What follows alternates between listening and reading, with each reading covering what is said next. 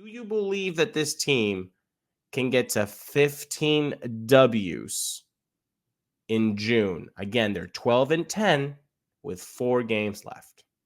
So they need to win 3 of their next 4 is what Yes. you're saying. I think it can be done. I think they're in the middle of a really hot streak right now. We know baseball, ups and downs, ebbs and flows.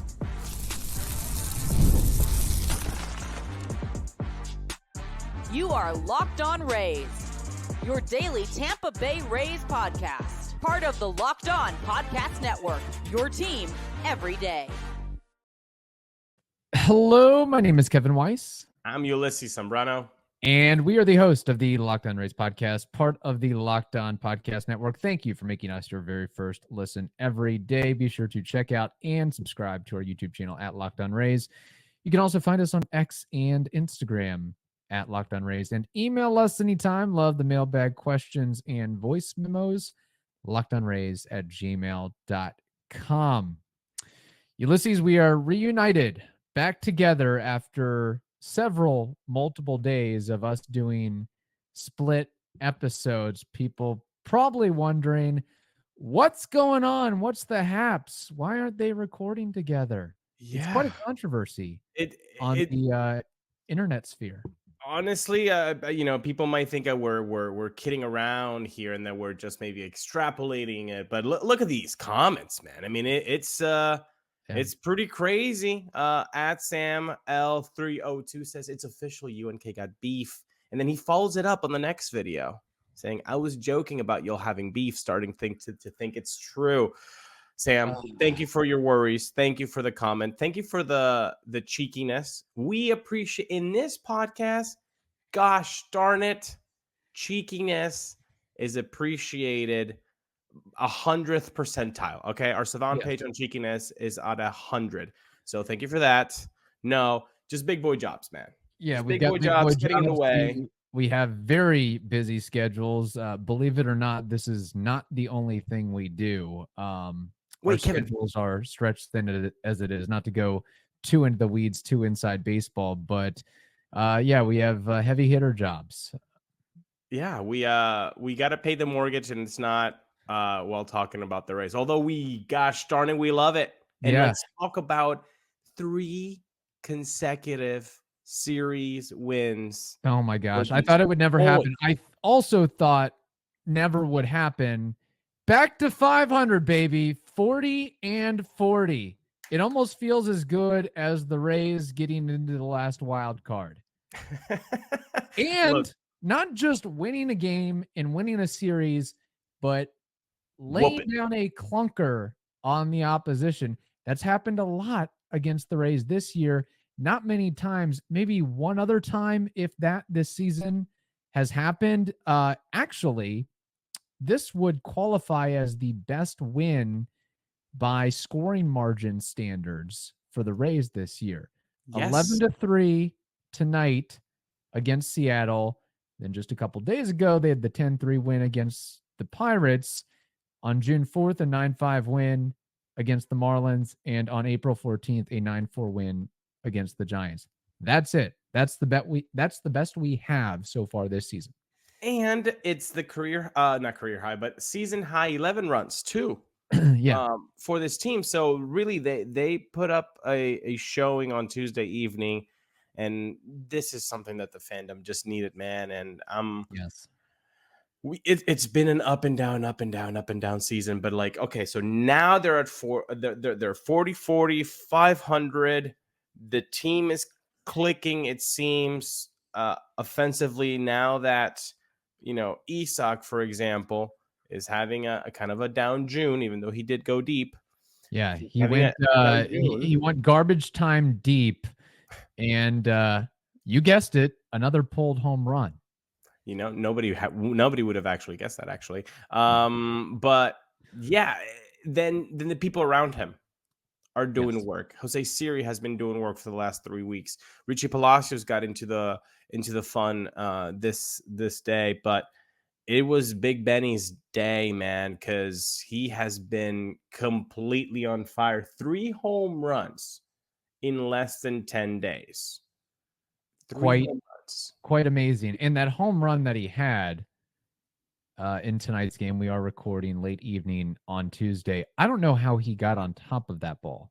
95, 96 miles per hour, way up in the zone. Definitely a ball. Yeah. And I believe he had 2 strikes, so he somewhat had to protect, and he hits it out, of course. And just a well-rounded hitter. I mean, he is hitting like Jason Kindle right now. If you look at his season averages, if not for Adley Rushman and I'm sure a couple others, like you could probably make a legitimate case that Ben Rortvedt is hovering, weaving into all-star territory. Like he is playing like an all-star, let alone he's never been like a established player.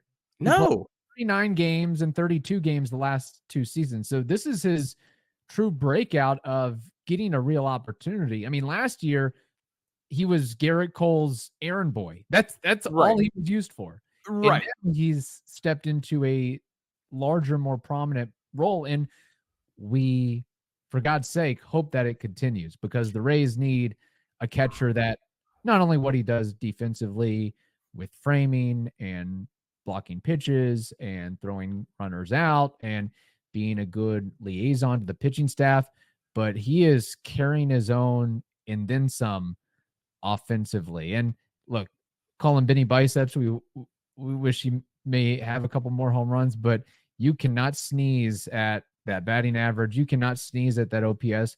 You cannot sneeze at nearly a 12% walk rate. No, it's, and ultimately the line has been there, but it has been up and down for him. And our buddy Evan Klosky put the splits here. April, he hit 341 with an 840 OPS. Then May takes a big step back, 157 average and a 472 OPS. And then back in June, even though we're in June 25th and it's not over, but it's pretty much over, a 310 average with a 903 OPS. And that was before tonight where he went 2 for 3 with a home run. So shout out to our boy Evan for putting really good information out there as always. It's, this is exactly what we talk about of when you're giving an opportunity, you got to take it.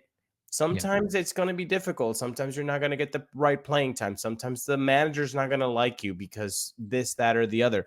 Sometimes the pressure's going to get to you. Sometimes you can go 2 for 4 in your debut, and then you're never going to get called back up to the majors again. Like, there are so many things. But in this instance, Benny Rortvedt has been given an opportunity, playing time, extended playing time, and what he has been doing with it, he's been making a kind of a name for himself that, he doesn't have to be relegated to a third catcher role like he was with, like you're saying, an errand boy with the Yankees. He has shown enough this year that you could possibly give him the whole season now. I think unless he goes Alex Jackson on us offensively. But if he doesn't, I think he has earned himself, because of his playing time, of his production, enough playing time for the rest of the season. 100%. And what I'll be curious about, not putting the cart before the horse too much here, is will he be a Ray in 2025? Because he is arbitration eligible. And based on what he's shown this year, look, I don't know who else the Rays can afford to go to if you don't have Rortvedt. I mean, you're not comfortable throwing Pinto in there. You don't have the 40-man cachet to put a Logan Driscoll, or I don't even know all the guys' names in AAA. So unless the Rays really have something sneaky up their sleeve, I think it's a no-brainer and a must-have to that Ben Rortvedt's on the roster in 2025. Hey, if his first-year salary ARB number, I don't think it'd be extravagant by any means, but $2 to $3 million, you pay it. I mean, you guaranteed Chris Davinsky $1.1 million and you just DFA'd him. So I think Rortvedt has carved out a role for himself, at least in 2025. And beyond that, who knows what can happen. Passion, drive, and patience. That is the formula for winning championships. It's also what keeps your ride or die alive. eBay Motors has everything you need to maintain your vehicle and level it up to peak performance. Superchargers, roof racks, exhaust kits, LED headlights, and so much more. They've got it all. And whether you're into speed, power, style, eBay Motors, they've got you covered, like I said. With over 122 million parts for your number one ride or die, you'll always find exactly what you are looking for. And here's a cool feature.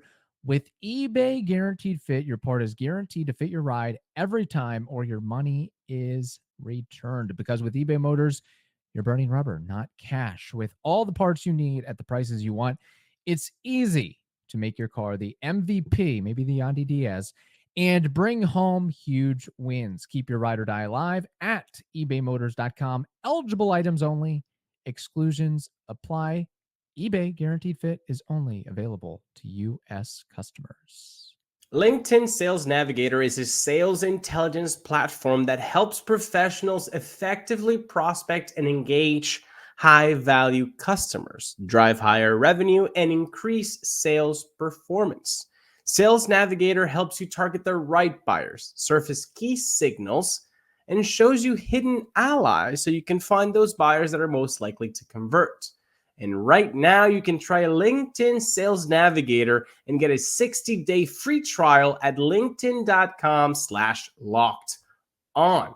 That is linkedin.com/locked on, LOCKEDON, for a 60-day free trial. That's 2 months of baseball, people, and you can get that free trial today. Let LinkedIn Sales Navigator help you sell like a superstar today, like the Isaac Paredes of your team. Just go to linkedin.com/locked on and get started today.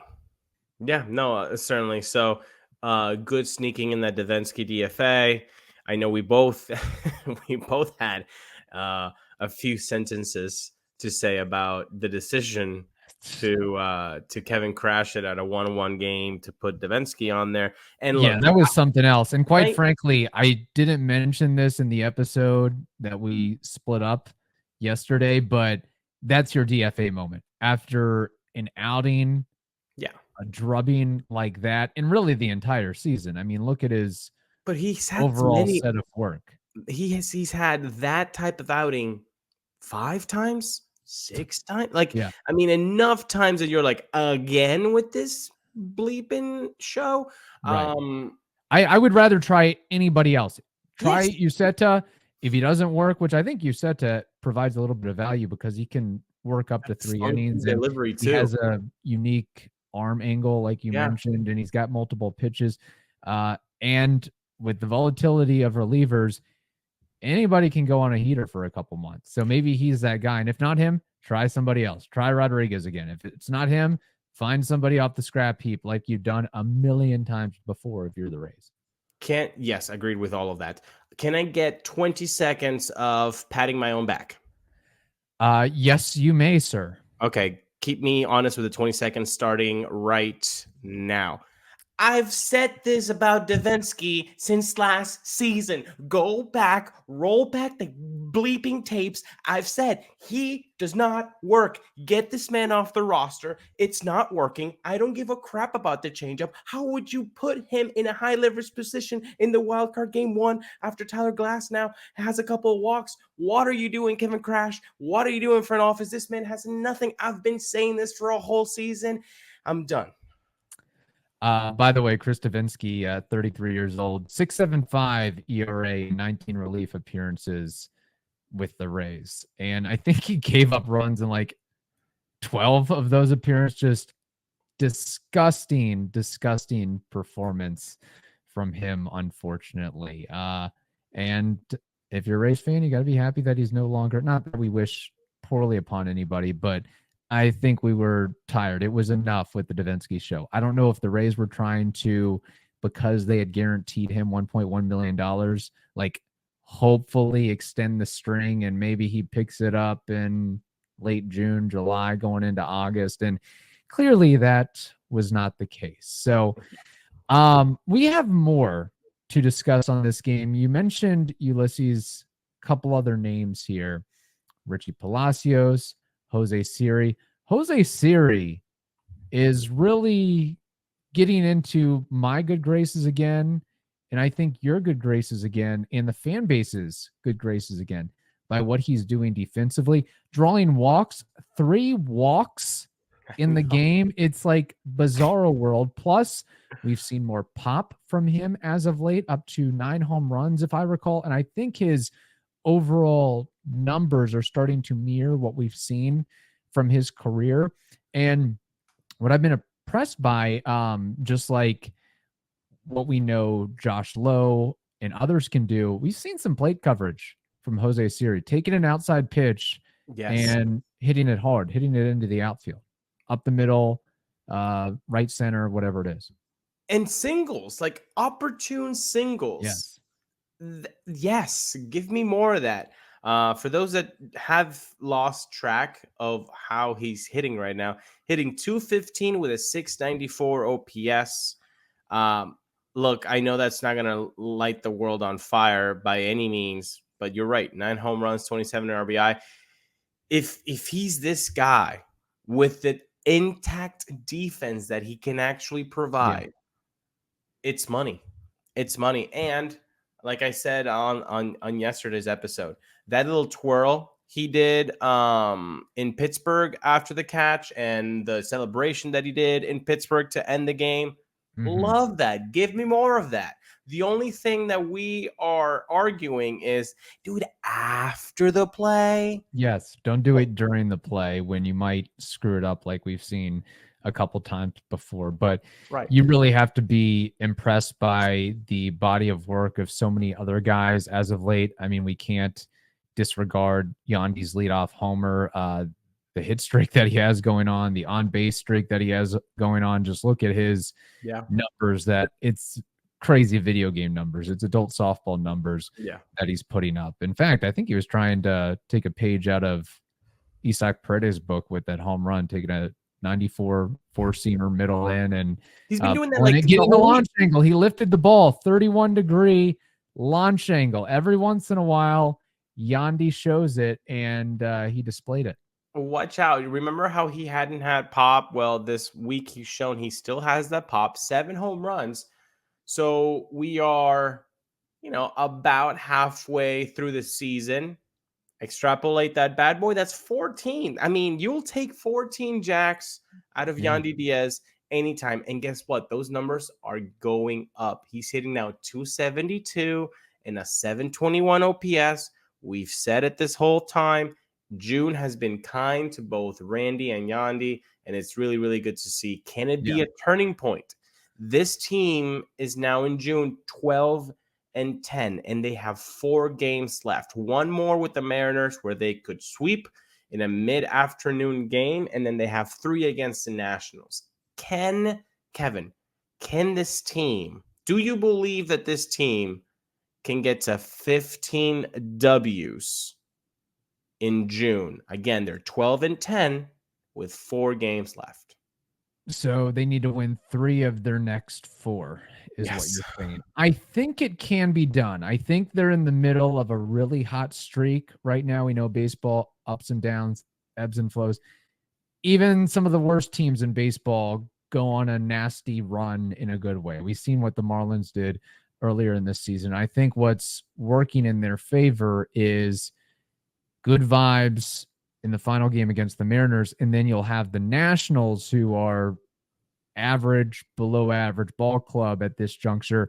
They have to travel in from San Diego. So traveling from San Diego to St. Petersburg isn't easy on even the best of clubs. It'd be tough for the Orioles. It'd be tough for the Yankees. It's tough for everybody. So I think that's an opportunity to really levy some damage there. And if they can just take bits and pieces of what they've done the last couple series, last couple games, I mean, it was pretty much an oil painting for the Rays against the Marlins, or the Marlins Mariners. Oh my gosh, I'm getting them mixed up. I went to the Marlins Mariners game on Sunday, and I'm still recovering. Man, that drive. And the traffic is so bad there. The drivers are so bad there. No turn signals. Everybody cutting in front of you, giving you the middle finger, and it's just a total insane mess. I'm not even going to get started with trying to get out of the parking lot there. Although Locked on Miami driving. Locked on traffic is what it is. Yeah. Regardless, like what we saw against the Mariners, not the Marlins, against the Mariners is here at the Locked On Rays podcast. We pride ourselves on getting you the latest news for your team, whether it's the offseason, the draft, spring training, or the playoffs. It's year round.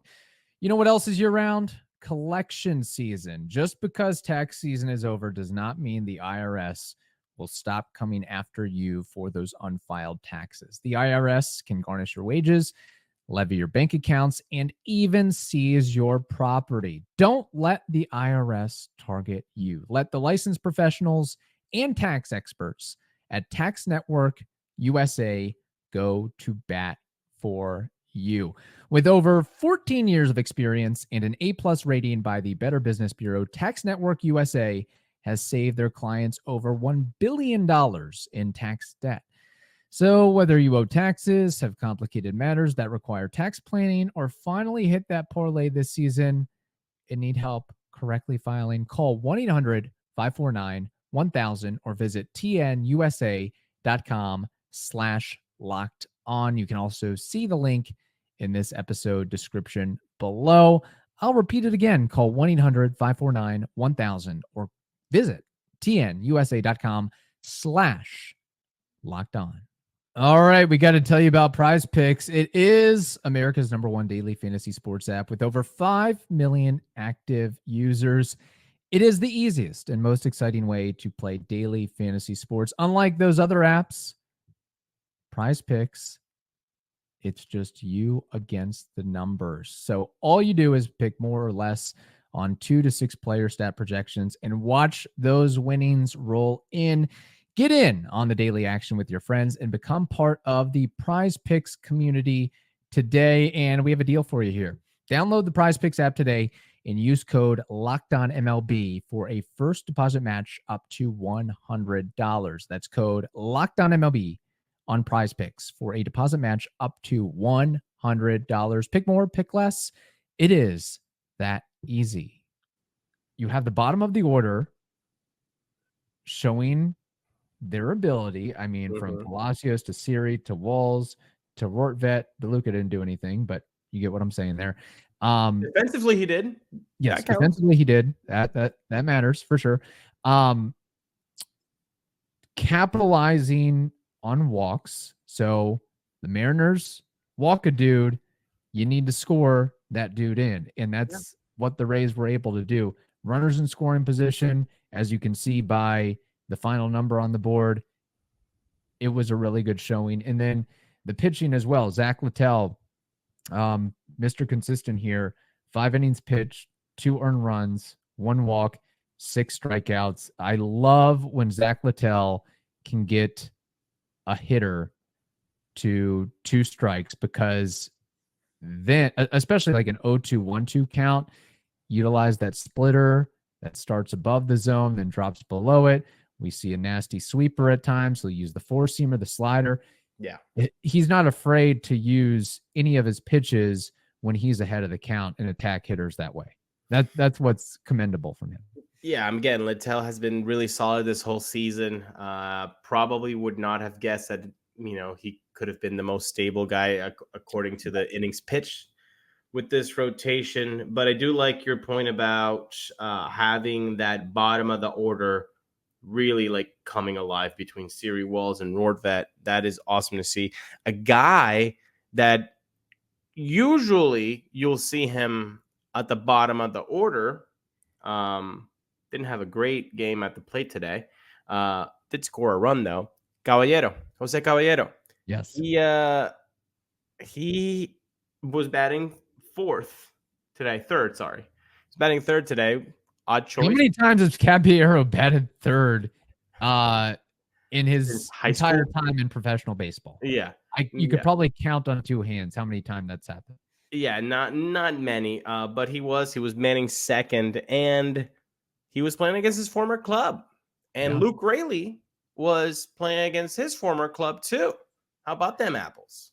That is true. And that is something I want to bring up. Also, quick note on the game.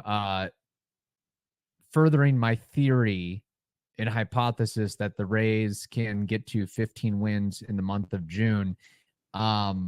Thankfully, they scored enough runs to not use the A bullpen.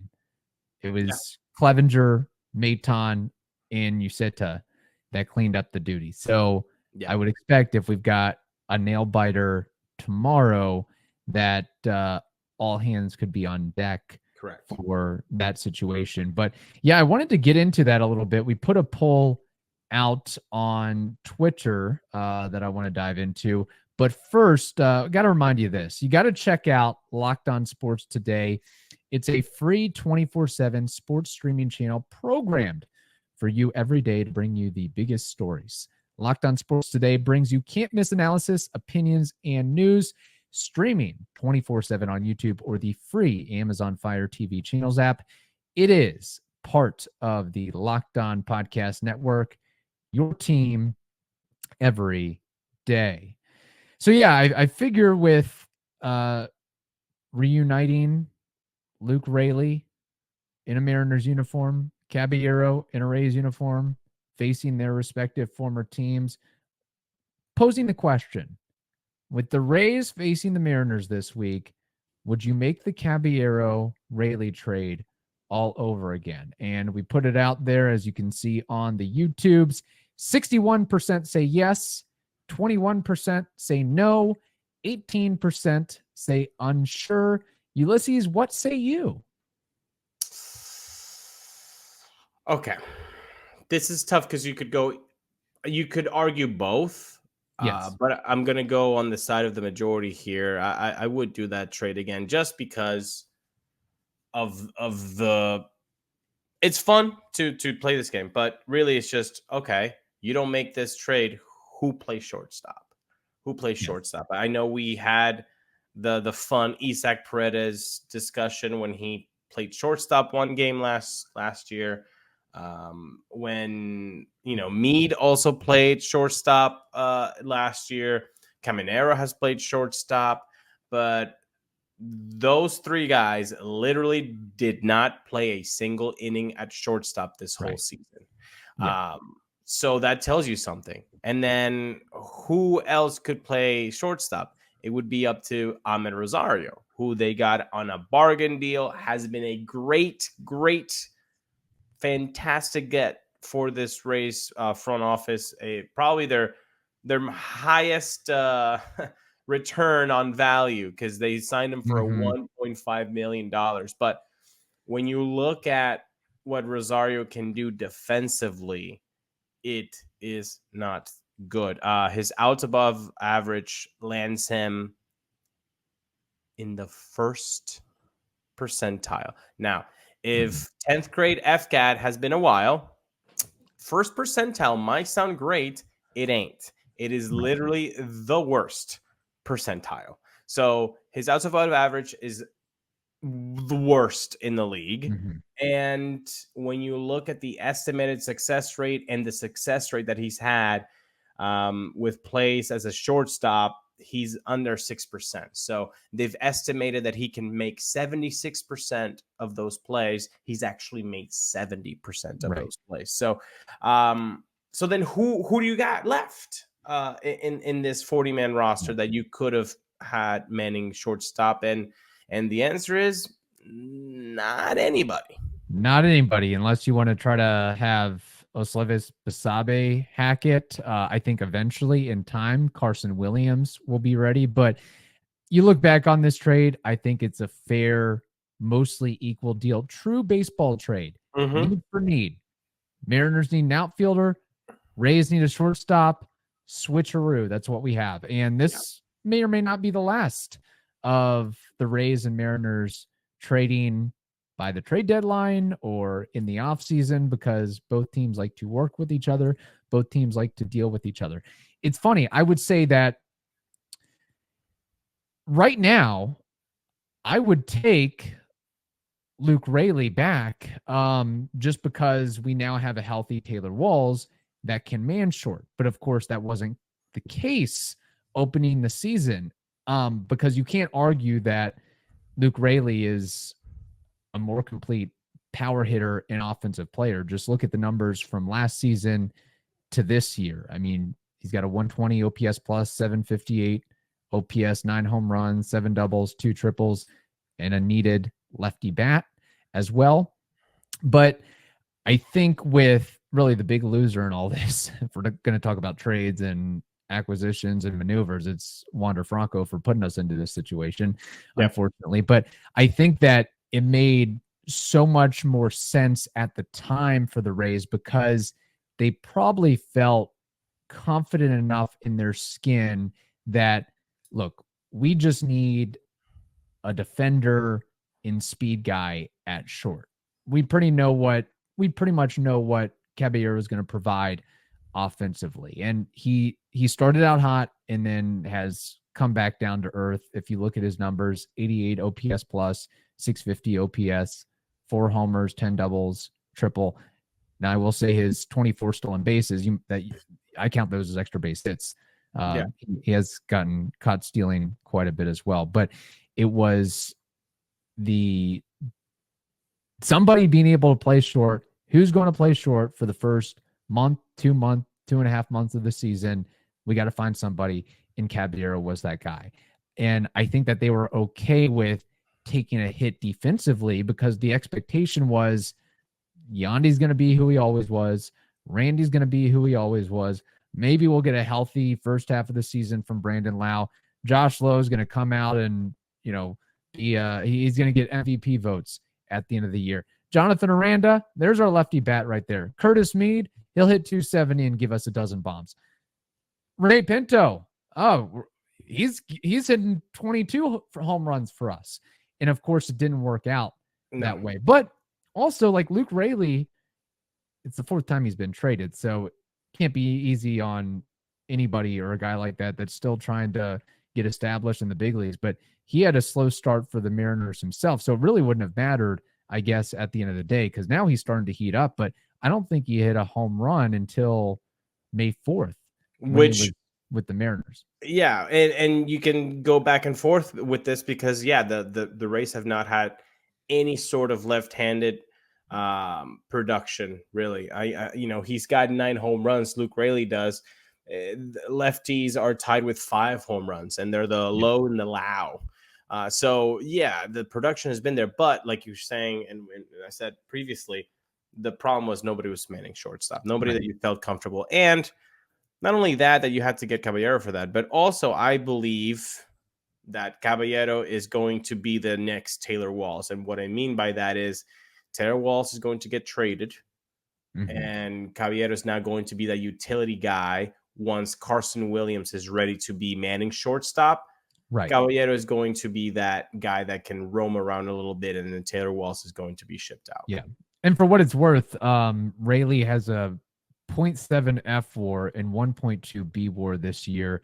Cabby has a 0.9 F WAR and 0.9 B WAR, but I don't think that the numbers totally showcase what Caballero does in terms of gamesmanship and effort. I mean, Raley's a high effort player as well. Have you seen his sprint speed percentile? It's almost unbelievable. It all last year, and he can cover 3 on-field positions and first base. Yeah, but as far as like working in at bat, and stepping out of the batter's box on occasion to make a pitcher who's in a groove uncomfortable, and we saw it in the game tonight, swinging bunt that the pitcher has to field, and what does Caballero do? Heads up play by taking the most inside path of the running lane to disrupt and fluster, catch the pitcher off guard, and he's ultimately safe. Like, those are the little things that I think gives him an edge and probably doesn't get as much credit for with the analytics and the numbers. I mean, the Rays and their proprietary metric system, I'm sure, measures all of this, but your average B WAR, F WAR, MLB.com stat page probably doesn't display all that. I don't see a savant gamesmanship heads up play slider category. Be cool if there is. Maybe there will be one day when, and I'm sure they'll be able to measure that in time. But I just wanted to acknowledge and throw that out there. So let me ask you, let me frame it sort of how I framed it. Today, if the Mariners said, okay, you know what, now we need a shortstop. And you guys need kind of a power bat, a guy who can provide protection or give the illusion of protection and power for some of those other guys. We'll do that deal again on June 25th, June 26th. No. Don't do it. Again, like Caballero is going to be the successor for Taylor Walls, and getting Caballero out of the lineup and out of playing shortstop would mean more Taylor Walls at bats. And I know he hit a triple today, but I'm not having that. Yeah. All right. Getting to a few listener comments before we wrap up. Our buddy Zach Blobner says, for sure, unless y'all know something I don't about the stuff going on in the Dominican Republic. Good point. Dustin Payne says, yes, Caballero is my low-key guilty pleasure when he plays. Argenis Rashad says, my mind says yes and my heart says no.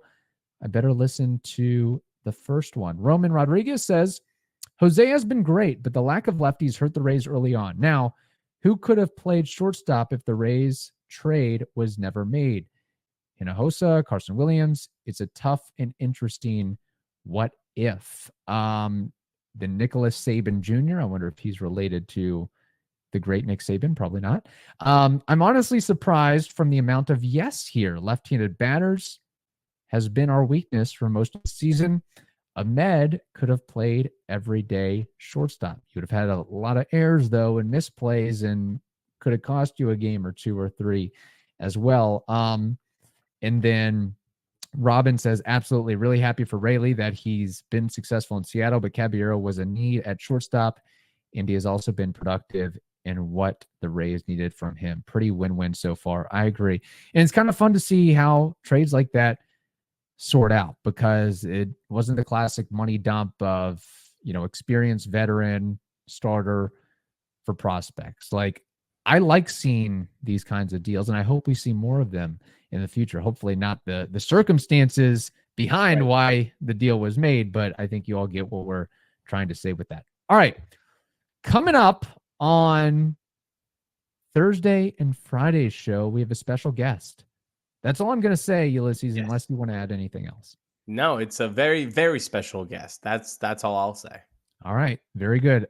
In the meantime, and little bonus here, Ulises and I will be recording together. That is the plan.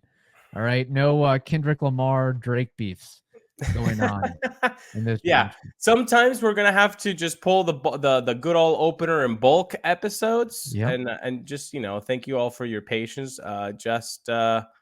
We will try to minimize them, but they'll have to happen. Yeah. In the meantime, I hope you all have a wonderful day. Stay safe, and we will talk to you tomorrow.